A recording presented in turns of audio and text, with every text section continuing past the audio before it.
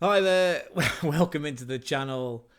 His name's Gonzo, my name's Craig. We talk about Bundesliga here, especially. It's Easter weekend. There's no football today on Freitag though, because it's a holy day. It's Karatag. It's Good Friday basically, and yeah, in fact you can't do much in Germany in a public setting. I think the only thing we worked out you could do was go to the zoo. So you could hold a capybara and look at some toucans. Can't even have a Guinness in public. See what I did there? Toucan to Guinness. I'll be having one later. Yeah, because of the respect that Germany's got. Very strict rules about entertainment and what you can do on Good Friday. Be back to normal on Saturday though, as will the Bundesliga. This is a preview show. We get on the hype train. I'll let you into a little secret. We're having to film this again because, yeah, the live stream was like... Live stream was 3 hours long and it was just too much to edit. So we're back again like a renegade master. Try and quickly whiz through this. So...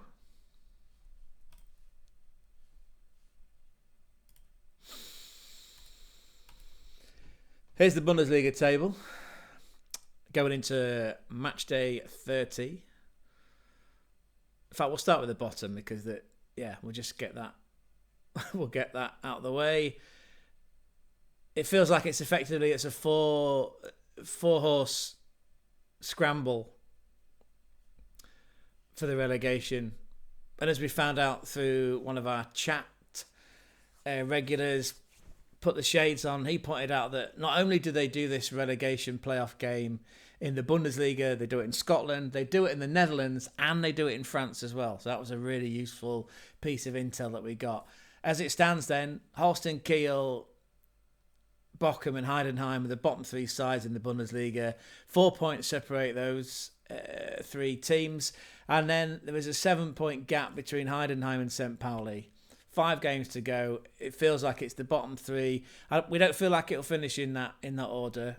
I can actually see Bochum finishing bottom, Kiel 17th, Heidenheim 16th, which means it's a relegation playoff game against whoever's up at the top of the Dreitzer Bundesliga. Secretly, we hope it's Schalke because that'll be interesting, right? It wouldn't be fun. Wouldn't it be fun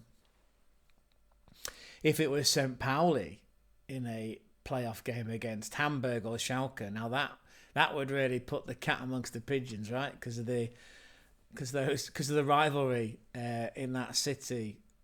If you've been to Hamburg, hopefully you've been to the Reeperbahn. You could lose yourself. Wow, what a place! If you can afford to lose yourself in the Reeperbahn, go do it. I encourage it. So yeah, 3 teams at the bottom of the Bundesliga with a gap to St. Pauli of 7 points. We're going to draw an imaginary line under Hoffenheim because it feels like they're safe. Progressing up the table. Stalactites progressing up the table, as you can see. Again, let's draw a dotted line under Augsburg. Yeah, Stuttgart, thanks for coming. We're drawing a line under Augsburg. So anybody from 10th place upwards, we feel, is in the race, is in a bona fide race to get into Europe. As it stands, there, as you can see, there is a 3-point gap between Augsburg in 10th, which includes Werder Bremen, by the way, which is interesting because they're the form team. Werder Bremen at the minute are the form team in the Bundesliga with 3 consecutive wins. And again, another interesting data point, if you were to stop the season now and just base it on the second half, like a team's performance in the second half, Werder Bremen would be second behind Munich. But we don't live in an alternative universe, do we? We live in the real... You can pinch me, there is no spoon. That's a Matrix reference there. Late 90s, early 90s, because we do that a lot on this channel. We do like to dig up the past. What does that say about our comfort with the present and our aspirations for the future? Going back to the Bundesliga, so dotted line under Augsburg, there is, as you can see, a 3-point gap between them and Freiburg in 6th. this is the point in the season where everyone's taking points off everybody else, and especially in this race to be in Europe, it's fascinating.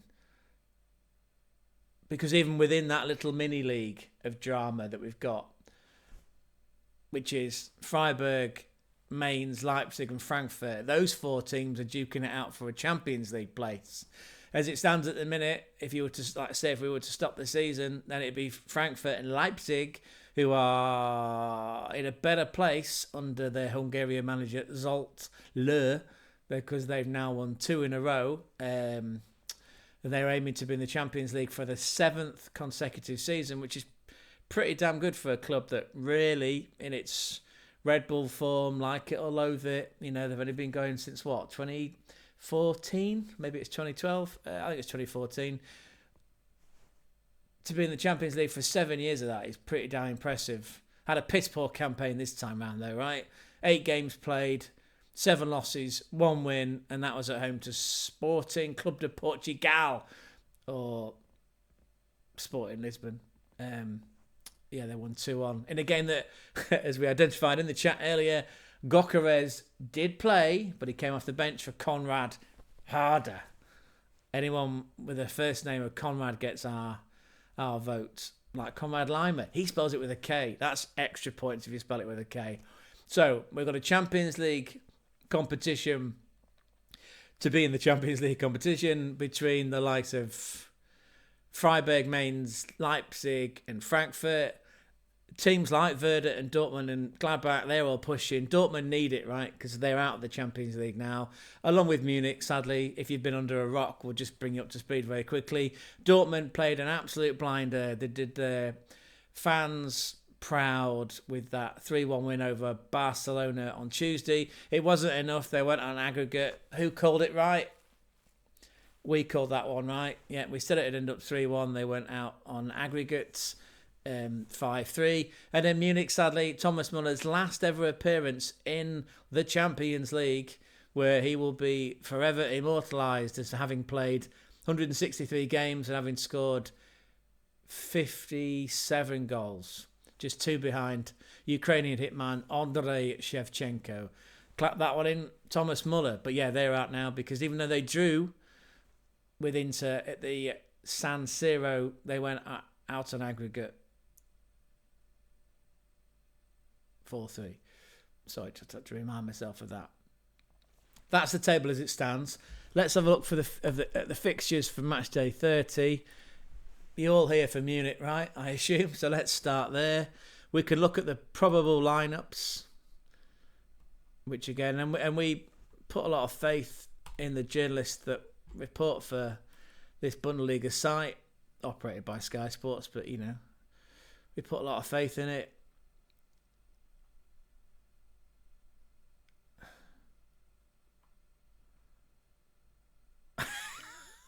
Where's it gone? There it is. There we are. Look,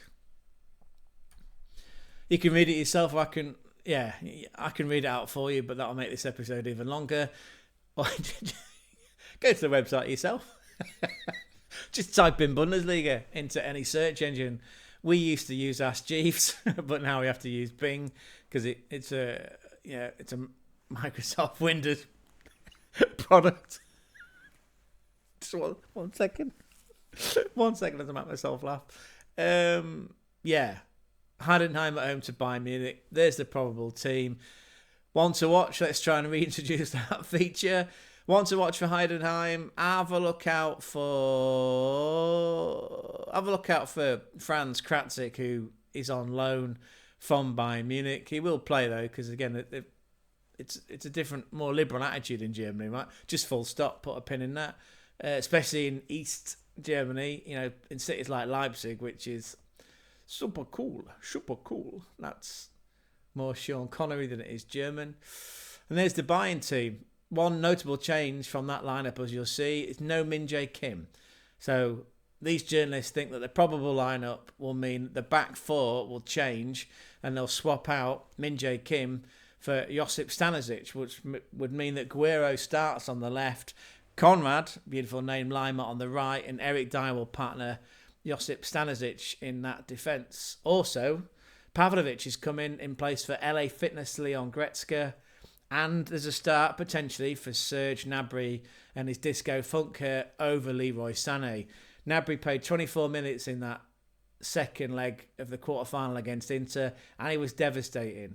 So he's made a claim to make a start, and this should be the game. And for all the shit that Harry Kane's been receiving of late, well, he did score the other night. He did score the go-ahead goal for Munich against Inter, and what a well-taken finish it was too. So there's your lineups. Let's quickly skip to our prediction, which we did make the other day on a live stream, and where we had the fortune of being blessed by, well, not literally blessed, but we were blessed with the presence, I should say, of Ahmed Zia Talks, one of the Bayern View crew. What a legend that they all are. I'm studying for time, as you can probably tell, because I couldn't find which window to open. There you go. That's our prediction.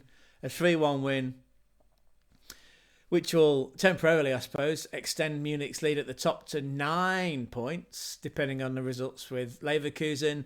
And as our live stream was titled, just 3 more wins, because mathematically, according to our maths, that's all Munich need, regardless of other results. They win the next 3 with 2 games to go. Doesn't matter if they lose them both and they tie with points on the end with Leverkusen, because they've got a far superior goal difference. Of course, that all changes if Leverkusen go out and win the next 5 games 6-0. At the minute, though, would that be enough? 12, 24? Yes, it would actually. It would. If they won 5 games 6-0 and Munich lost the last 2 games, then Leverkusen would retain their salad bowl. The Meisterschale would retain it. However, as it stands, it's unlikely, because there's a 25 goal difference in favour of Munich along with those 6 points as it currently stands. So, yeah, according to our calculations, it's 3 more wins and the shield can be held aloft by Thomas Muller, and that will be 6th, or is it his 7th? I believe that'll be his 7th title, and it'll be Munich's 12th in 13 seasons. However, Leverkusen are going to have something to say about that. That feels like a nice segue. If you are watching this as part of the VOD, please like and subscribe. Again, it is on your free will. However, we have been growing incredibly of late. We do appreciate the support, Gonzo and I, and your likes, your subscribes, and your comments will drive awareness of this beautiful, ambitious channel into the eyes and ears of all other prospective fans who love the Bundesliga and football in general, just like us. Also, we've got a Discord now. It's a bit sparse because it's only just been off. We've only just kicked it off within the last 24 hours. But there will be a link in the description to our Discord where everybody is welcome. And only 3 rules: no religion, no politics, and you laugh with, not at, everybody that's in there, because men cry too. Right, that's our prediction for that game. We move swiftly on. And we move swiftly on.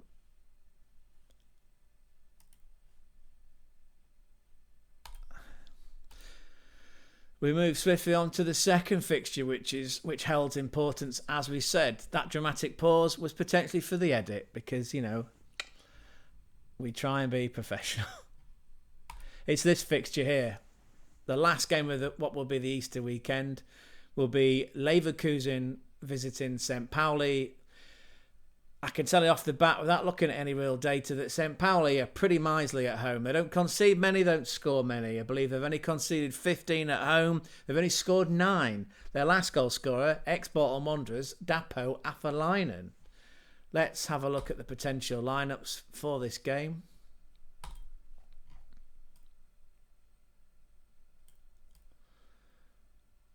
We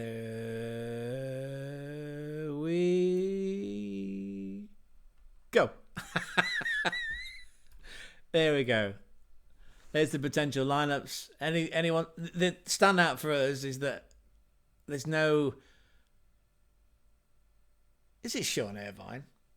Sounds like a cricketer, doesn't it? Really. There was a famous Irvine that played cricket for South Africa.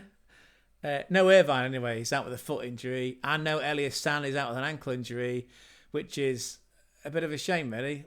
So who comes in place? It looks like Connor Metcalf, the Australian's in the side, and Gulivugi is in because also Noah Weishout is out, or he's doubtful, along with the other Eggestein, not Maxi Eggestein of Freiburg, the other Eggestein. And as for Leverkusen, Florian WIRTZ back in the side. He did play, 15, 20 minutes against Union Berlin, but he couldn't find a way of breaking through. Otherwise, it's a start for the Moroccan Amin Adli, which is interesting. Okay, so that game is the last game of the weekend on Easter Sunday. And we should show you our prediction for that game.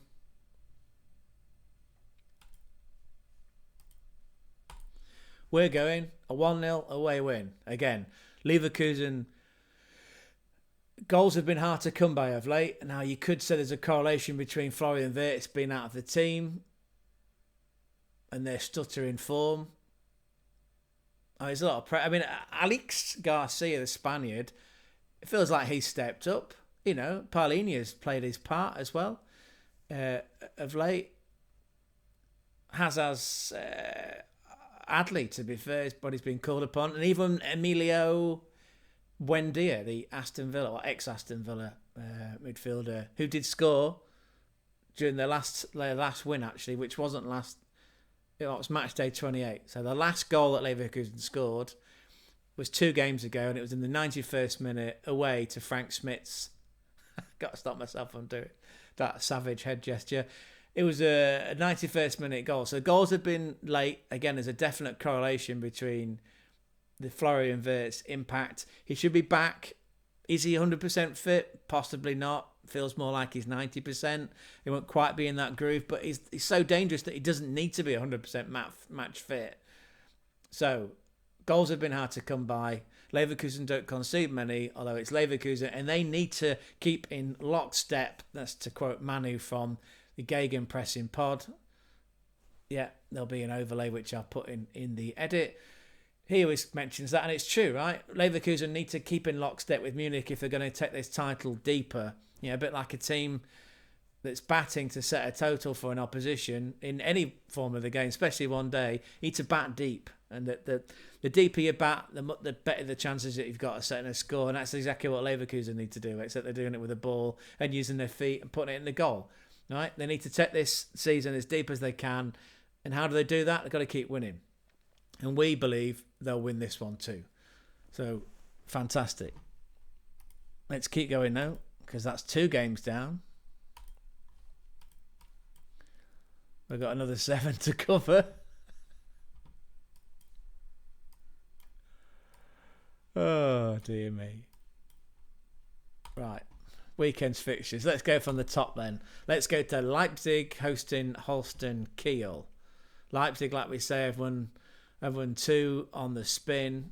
Kiel, I believe, have lost 2 and drawn 1. Let's have a look at your potential lineups for those 2 sides.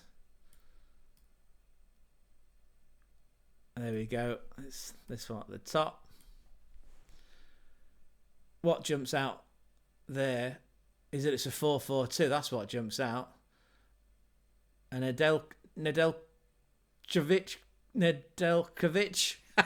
another ex-Aston Villa player feature in the Bundesliga. He's on loan. He's coming in at right back, which is fascinating. Castello, he's in at left back. That seems to be a change. Riddle Baku, the L. Ron Hubbard espionage movie set in the 1920s. He comes in on the right. Christoph Baumgartner, on the left. And Benjamin Tesco,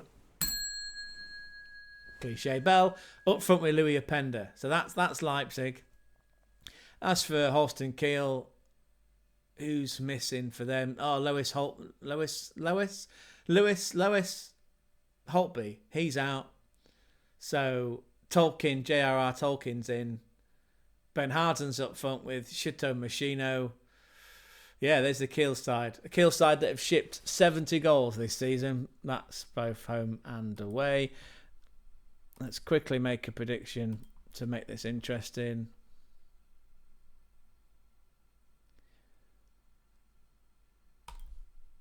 found the file. There we go. We believe Leipzig, they're treating, well, not treating, they have developed a reputation for winning at home and making the Red Bull Arena a fortress. We believe they'll win this game 3-1. I think Kiel, there's only 6 games this season where they've failed to score. They do nick the odd goal. We just feel that Leipzig have got some momentum. That new coach, bounce, bounce, bounce. And they're pushing to be in the Champions League, like we say, for a 7th consecutive year, which would mean a lot for lull, because Jurgen Klopp will probably look at that and go, do you know what? Yeah, you've turned things around since Marco Rosa, my bestie. Since we had to let go of my bestie, you've come in on a temporary basis. I tell you what, why don't you have the job full time and compete in the Champions League, eh? We'll give you some transfer money, see what you can do with it. So that feels about right to us. Yeah, 3-1 feels about right. We shall see. We move on. I know we're supposed to use that as a cliche, but, felt good. Don't forget, people, if you are watching this in the VOD, a like and subscribe would be fantastic. I know we're pushing it. We're pushing it because we are on the road to 1,000 subs. Please help us subscribe. Spread the word. Bring in your mothers, your brothers, your cousins, your AK lovers. That didn't work at all, did it? Who's the lover? There'll be a link for the Discord down below in the description. Pass it around. Like I say, only 3 rules. No religion, no politics. And you don't laugh at, you laugh with. Everyone's welcome because men cry too. Next one. Werder, the team of the minute, with the best form in the Bundesliga, with 3 straight wins. 2 of those coming away from home, playing a Bochum side that have lost 2 in a row. Let's have a look at the potential teams.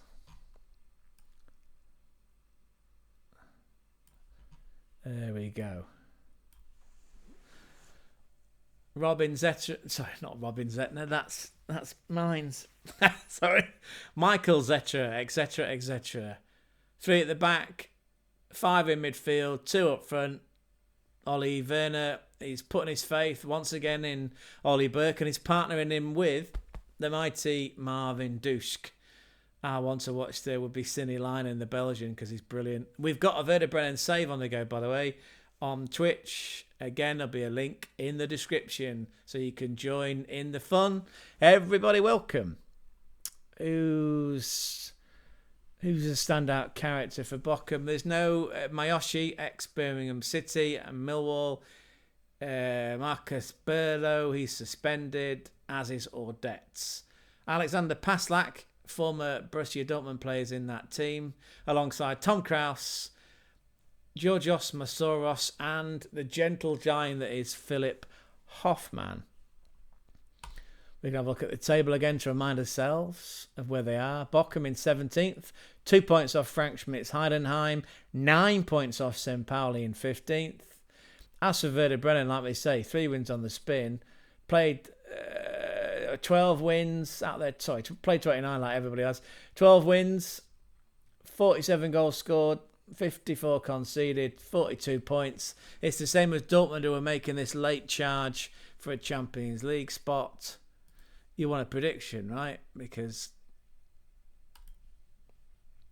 that's what we do here on this channel.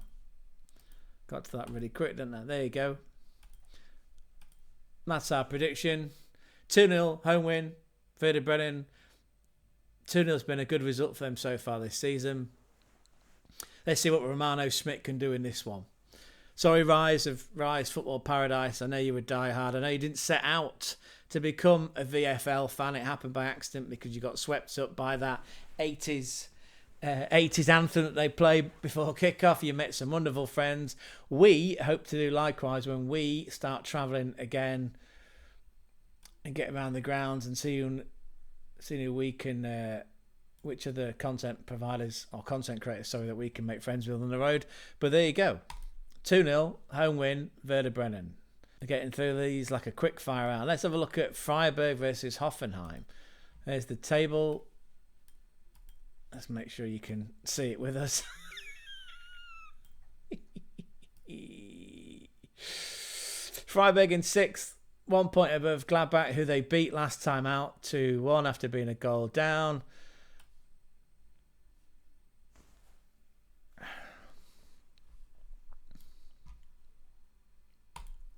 Oh, pressed the wrong button there, sorry. Freiburg Hoffenheim, sorry. There's Julian Schuster. In many ways, it wasn't that easy to analyse them, Hoffenheim, because they're flexible and they try a lot of things.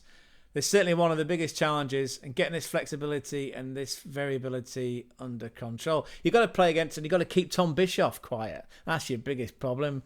Christian Ilzer, manager, comments on the derby clash with Freiburg. We need to focus on our performance and our game.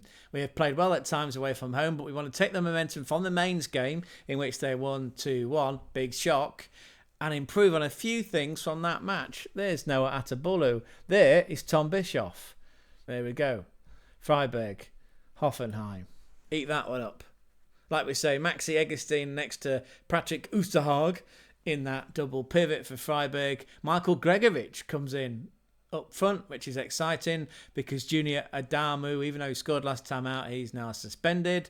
And for Hoffenheim, they are going to be missing Kabak, Bebu, Oostergaard because he was sent off against Leipzig, so that's been a 2-match ban, and Promel. Otherwise, Anton Stack, Tom Bischoff, that dynamic midfield pairing, and Tabakovic up front.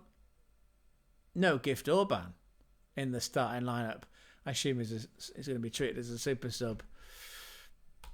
Our prediction for this game then.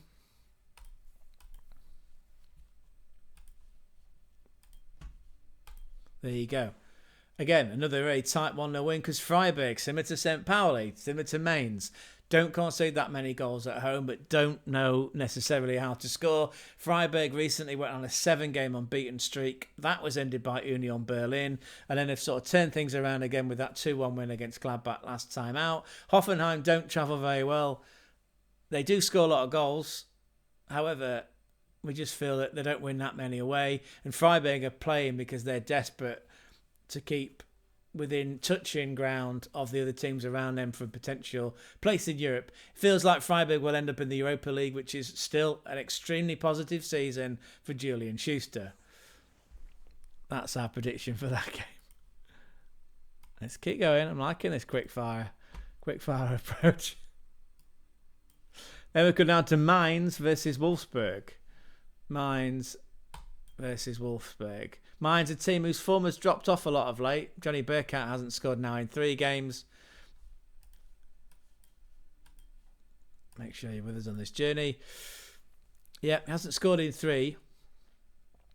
They've drawn the last few. In fact, they came from a goal behind to draw with Holstein Kiel, and then Mainz lost on the road to Hoffenheim, as we said last time out.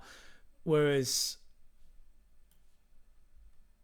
Wolfsburg, well, they've now lost 4 in a row. 3 of those, 4 on the spin, like I say, in a row. 3 of those were 1-0, and they lost 3-2 at home to Leipzig on Freitag of match day 29.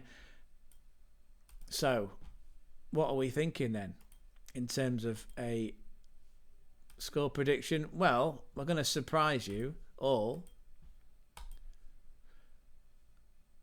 with a 3-2 Wolfsburg away win. Wolfsburg, a great team on the road. I think they've won 7 on the road already this season, scoring a lot of goals. They're 4th highest scorers on the road, weirdly, behind Mainz, Mainz have scored 27, Wolfsburg have scored 26 goals away from home. Even though Mainz have got a really good home record, don't concede many goals, we feel like there's going to be goals in this because, Wolfsburg need to put a lot right. I just realised that we've gone ahead and we've given you the prediction before you've looked at the team. This is a learning curve, right? Constantly learning. Let's bring you with us on this journey. There you are, look. Right, we can come here. We can look at who might be in those potential lineups. Hopefully some Wolfsburg fans out there. What a kit, by the way. A lime green kit. Although when they're away, it's black and green. That's a fantastic combination. I know Kieran from CCFC Kieran Carnes, who's best mates with Away Days with, is it Elliot? Not Elliot. Yeah, I think it is. Is it Elliot? Feels like it's Elliot. Anyway, yeah, go and check him out as well. CCFC, he's been doing some reviews of kits that have been leaked, leaked or whistleblown, leaks, I should say. He's a really funny guy. He's a big Schalke fan, so he's hoping that they end up in that potential relegation playoff game with whoever finishes 16th. Is it going to be Heidenheim? Feels like it is. With 5 games to go, I guess we'll find out. There's Mainz versus Wolfsburg. It's Bo Henriksen, who kept Mainz, pulled off all the odds last year, pulled off a Sunderland-esque survival campaign last season to keep them in the division. I think the other option we put forward in the live stream was Nigel Pearson at Leicester. There's countless going to be others, and feel free to let us know in the description. And while you're there, why don't you like and subscribe? And also, join the Discord. Again, everyone's welcome in. There's free tea and coffee and biscuits. And potentially, we'll put a band on if there's enough of you turning up. There's the teams. Who sticks out as not being in the team? Paul Newell suspended, yes, because he was red carded very late on in their loss to Hoffenheim, 2 yellow cards. I believe that was in the 91st minute. That Mainz team, by the way, on paper, that midfield, don't know much about Vidmer. We need to probably look into him. But Keisho Sano, Nadine Amiri and Anthony Cassie, along with Lee Veretsting and Nelson Viper, and even Danny Da Costa at the back with Robin Zentner, who's got 9 clean sheets this season. It's a frightening team, Mainz. It's no surprise that they're so high up the table. At one point they were in 3rd, and they've dropped down a few places, like I say, at present. But if they defy our prediction and win this and continue to win, then who knows? Mainz could well be in the Champions League. Potentially in the Europa League at the very least. Well, Conference League would be the very least, right? But we'll have to wait and see. As for Wolfsburg, I spy with my little eye. I don't see Jacob Kaminski. He never gets called out. I know he usually plays as a sub. He did start the last game, by the way, and we called him out as one to watch. Oh no, Joachim Myler. Oh, Major, sorry, he's out with an ankle injury. Oh, I'm always curious when someone's out for personal reasons. Oh, Matthias Sandberg, he's a good player as well. He's out. It's potentially doubtful, the knee injury. Anyway, you saw our prediction. I'll put it on the screen again. There you go. We think 3-2 away win. Next. Union Berlin, Stuttgart. There is Stefan Baumgart. We have a home game and we want to play the game successfully like we did last time.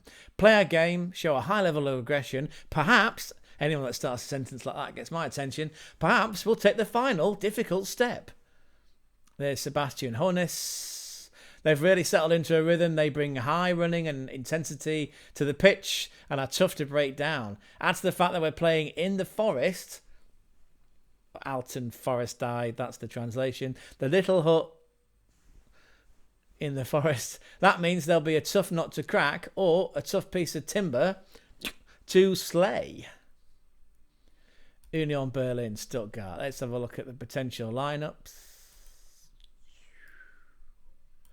Union Berlin, Stuttgart. Frederick Ranau, 8 clean sheets so far this season. It looks like the team that drew 0-0 with Leverkusen. An exception though this time is that Benedikt Hollerbach, apparently he's going to start for Union Berlin. He's going to be as part of a front 3 or 2 people along with the Hungarian Andras Schaffer playing off Andras Ilic up front. There's no Skov Olsen because of a knee injury, and it looks like Jong's out as well. As for Stuttgart, on paper it's a great looking team. I don't see Nick Voldemart's name there. Do you know why? Because he's suspended, because he was sent off for 2 yellow cards against Werder Bremen. I'm not convinced that second one was a yellow card, to be fair. It seemed rather harsh. And it's going to spoil his momentum, really, because he's having a great season otherwise. And it wouldn't surprise us if Bayern Munich come in for a bid at some point. If not in this summer, then summer in 25, potentially either just before or just after the World Cup next year. Wouldn't surprise us if Nick Woltemade A, makes it into that Germany Gemeinschaft squad for the World Cup, and B, ends up signing for Bayern Munich. You can clip that right here, right now. Like and subscribe and join our Discord before you do that, please. There you go. There's a suspected team for Stuttgart. It's a fanciful one. Just too inconsistent. Patchy. Win, loss. Win, draw, loss. Win, loss. Just, yeah, not quite as consistent for Sebastian Hoeneß. And we can take another look very quickly at the table. Union Berlin, 13th, 34 points. Again, they're above that imaginary dotted line. They're safe. They're not in any competitions. They're not in Europe. Nothing really scary to play for except pride and a higher finish. Because what does a higher finish make? What do points make? Prizes. Ring that cliche bell. And then for Stuttgart, well, they're in 11th. You know, it's that stage in the season where they can start taking points off other teams, sure. And that's what everybody else around them's doing. They would just need a lot of results to go their way if they were going to claw back, well, as it stands, going into match day 30, a 5-point gap up to Freiburg in 6th. A lot's got to happen for Stuttgart. Well, they've just got to keep winning, right? Got to win every single game from here on out to hope and be reliant on other results to at least make Conference League. Similar to Augsburg and Bremen and Dortmund to a certain extent, you know, although there's only a 3-point gap for those aforementioned 3 teams. Aforementioned. Yeah, that's a posh word, isn't it? Anyway, let's strike like Robin Hood or Little John. Not more Robin Hood, he was more of a Baron Aragao, wasn't he? Whereas Little John was more whack you around the back of the head with a tankard when you least expect it. Union Berlin, like Mainz, like St. Pauli, pretty miserly at home. Don't score that many goals though. Stuttgart, like I say, their form's been patchy. Haven't run away in quite a while. I think they've run away in 4. They've got goals in them because they've got Dennis Undav and they've got Erman Dine, what a great name, Demirovic, who scored a hat-trick recently in a 4-0 thumping of Bochum. Sorry, Rise, had to point that one out though. It's part of the build-up, part of the narrative. We can see Stuttgart winning this one. Yeah, Union are on a 5-game unbeaten streak. However, we feel like someone's going to come and chop those trees down. You can't chop down the mighty oak because where's Robin Hood going to live? He's only a fictional character there, wasn't he? Angela Merkel's not. She's real. Augsburg, Frankfurt. We'll go to that one, shall we? Quick look at the table. Augsburg, up until recently, we're on an 11-game, yes, I'll repeat that again, an 11-game unbeaten streak. Not bad for 14th largest city in Germany with a population of about 333. All the 3,000. Somehow they managed to pull a team out, which is fantastic. Last season, though, at this point, they dropped off away. They lost 5 out of their last 6. Technically, it was 7 out of their last 8. And instead of finishing in a European spot, they plummeted and they finished in 11th. They're currently in 10 with 5 to go on 42 points, which is just 3 points behind Freiburg in 5th.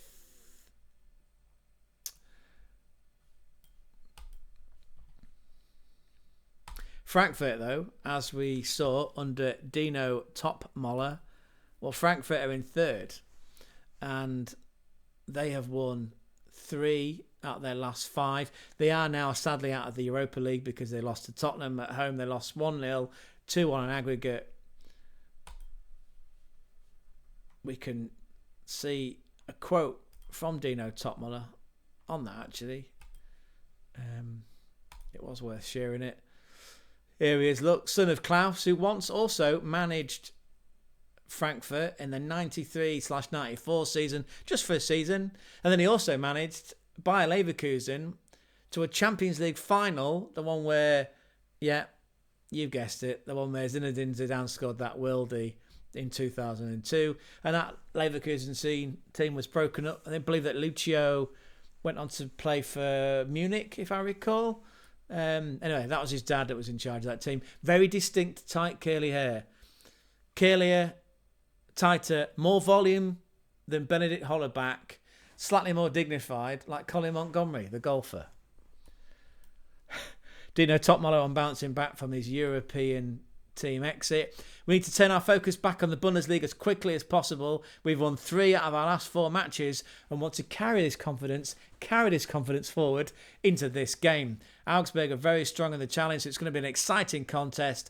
We know how important this match is. And then Jess Thurup says, very smugly, we're not sitting back, we'll keep pushing. We want to get as many points as possible. Frankfurt is a top team and is having a very strong season. 2 managers patting each other very much on the back. Will they be doing that at full time? Well, let's have a look at the lineups and then we can make our prediction. Of course, we're not making our prediction on the fly. We made our prediction hours ago. But it builds up suspense. There we go.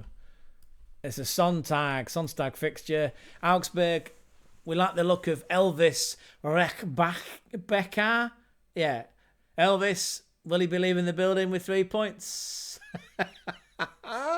He's playing alongside Alexis Claude Maurice. The Frenchman's got 9 goals and 2 assists this season. Samuel Ascender's up front on his own. No Eric Meyer because he's suspended. Frankfurt, well, it seems that they're missing Mario Götze because, as Put on the Shades told us in the chat earlier today, he was substituted last night with what turned out to be a hamstring injury. Kevin Trapp also doubtful, which means that Santos, the Brazilian-sounding goalkeeper from Luxembourg, will play in the goal again. Ellis Scary next to Oscar Hoyland, younger brother of Rasmus. And we're seeing Ansgar Knauf in the starting lineup for the first time in a while, who apparently is subject to a €23 million bid by Liverpool. So their attacking midfield 3 of Ansgar Knauf on the left. Jean-Matteo Bohoya, who apparently had a stinker last night against Tottenham, on the right. And Can Uzan, the young Turkish/German 19-year-old in that pocket behind Hugo Ekitike. 14 goals so far this season. Scoring goals hasn't really been a problem, but it has in a weird way because they're missing Omar Mamouche. Between Mamouche and Ekitike, that's 29 goals between them. But there's a massive drop-off from the next player in Frankfurt that's got any goals. There's a bunch of people that have scored 4, including, I recall, Robin Koch. Goals have been spread out, but they need their striker signings who came in to replace Mamouche, the likes of Eli Wahi from Marseille and the big Mikai Bisabashiu who came in. Oh, he's Belgian. Did he come in from Union Saint-Germain? Wherever he came in from, they're going to need goals from those 2. Let's give you a prediction. Augsburg, they're pretty... Yeah, another team that's very tight. They just don't score that many goals. Although they keep things tight. We believe it's going to be a 1-0 home win against Frankfurt, who have not been particularly great on the road, not been all that consistent. I know they have won 3 out of their last 4. However, they don't seem to travel that well. Augsburg are pretty robust at home. They'll probably pinch it 1-0. I'd even go as far as say it's going to be from a set piece. Potentially a Marius Wolf set piece. Maybe a goal from the captain, Big Jeff Gulliwelu. Yeah, maybe from him. Either way, we're going 1-0 home win Augsburg. That keeps them in the running for a top 6 place. Dents Frankfurt. Frankfurt could end up staying in 3rd. It just depends on what happens to Leipzig and the likes of Mainz and Freiburg. And then we've got the last game to cover, and that's Dortmund against Gladbach. Let's have a look at this fixture. Right, Gerardo Sioni, who's not Italian, not German, he's Swiss. Dortmund's trend is upwards, both in terms of their style of play and their results. He's obviously been paying close attention. They can play much faster going forward and have more personnel in the penalty area, which they can exploit with vertical passes. Okay, vertical passes. I expect a fierce and energetic opponent. We want to put in a better performance than we did against Freiburg. That's in a game where they lost 2-1. it will be important to establish our own game and have some possession ourselves. We need to do a better job of putting pressure on the opponent in certain areas to win the ball back and, if possible, quickly transition to the next level. Niko Kovac looking resplendent, looking very manly there. When we look back at Mainz, Freiburg and Munich, we have clearly stabilised. It's all about passion, intensity and aggression. And we showed the boys that we can do that tonight. We can play football. Now that was clearly a reference to Barcelona game recently. Let's have a look at the table. Dortmund on 42 points, equal with Werder Bremen. They are 2 points behind their opponents in Gladbach. Both of those sides, like we say, are chasing the Champions League finish, of which there is 2, 3, 4, 6 points. So 6 points between 4 teams. 5 teams, 6 teams, 7 teams. 6 points separate 7 teams. This will be a belter. We believe that this could be a game of the season, this one, in terms of basketball style, end-to-end action, cards, drama, VAR, goals. You watch it end up being 0-0. Because we've been known to be wrong before. Here we go, though, right? What jumps out at you there is that Julian Ryerson is back in the team, playing on the right-hand side as a wing-back, with the complement being Daniel Svensson. So a Norwegian on the right, a Swede on the left. Julian Brandt stays in the team. This time he's playing behind a front two of Seru Girassi and Maxi Bayer. Those two strikers we saw played brilliantly both against Barcelona and against Munich in Der Klassiker. Julian Ryerson we felt was man of the match in Der Klassiker because of his blocking and his running up and down the wing and his sprinting, his tackling, being a nuisance while also putting balls in and making layoffs to people like Brandt and Pascal Gross in that midfield. As for Gladbach, it's Cardoso remains in goal. Joe Scally stays in the team. It's a back four. It's a 4-2-3-1. That attacking team is pretty much as it was. Ngomu's out, the Frenchman, so that makes sense why Julian Newhouse is in the team. Sorry, not New. Is it Fabian Newhouse alongside Julian Weigl, the two in the 2 DMs in that double pivot. And our Instagram friendly Robin Hack appears to be doubtful with a muscular injury. Omlin's still not in goal because he's out injured. Rocco Wrights is out as well, which makes sense because that's why Newhouse has been brought into the team. Okay, that's interesting. Still no Sabitzer and Nico Slotterbeck, who was the Bundesliga Man of the Month for March. Lots of M's. He's out for the rest of the season, injured with a knee injury, sadly, needs an operation, which is why Nicolas Soule is coming into that back three for Dortmund, and no Sabitzer is still out too. Dortmund are vulnerable at the back, but they've scored quite a few lately. They've scored 5 in 2 games. 3 of those come in against Barcelona, which again, clap that in, right? They scored 3 against a Barcelona team who, all right, yeah, they are open to teams coming at them on the counter. However, yeah, I mean, even to beat Barcelona in that tie was extremely positive. So you can see why Kovac is feeling buoyant coming into this game. Dortmund on this late run to get into the Champions League. Gladbach, well, they lost last time out to Freiburg. Prior to that, there were 3 games unbeaten with 2 wins and a draw. That draw was against St. Pauli. They've got goals in them because they've got Tim Kleindist up front. Kleindist has 15 goals this season. He's had a bit of a dry spell though. Mind you, he has been out because he's been suspended. Should have scored in that game against St. Pauli, but put a header wide. Yeah, 5-goal thriller. Dortmund are going to edge it, which is going to push them up into a potential Champions League place.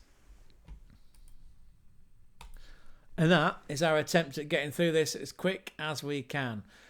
What did you think of our wild predictions? Again, you can let us know in the comments down below. If you want to see us do this in a different format, please say the words. There is a live stream. There's a live stream version of this, which, again, goes on for at least 3 hours. You can find that amongst the live tab on YouTube, which is our preferred platform at present. Again, we are on the road to 1,000 subs, so please think about subscribing. It's free content. We're doing it on a daily basis. Once this VOD is up, we're more likely either going to play Football Manager, we're going to resume our Werder Bremen save, or we're going to open some stickers, which is fun, isn't it, Gonzo? Gonzo enjoys the stickers. Again, thank you for your support. Please leave us your comments. Please consider joining the Discord as well. Again, link to that Discord is in the description below. Hopefully, we'll see you on the weekend for some more live streams where we'll get on that. We'll get on that hype train. We'll drop some more cliches, which means you'll be hearing more of that bell.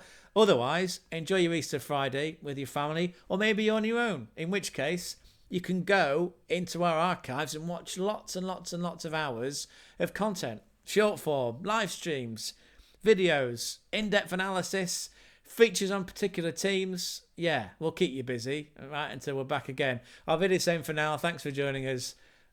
Get your drinks, get your snacks, enjoy your evening. We're back soon. Ciao, ciao, ciao for now.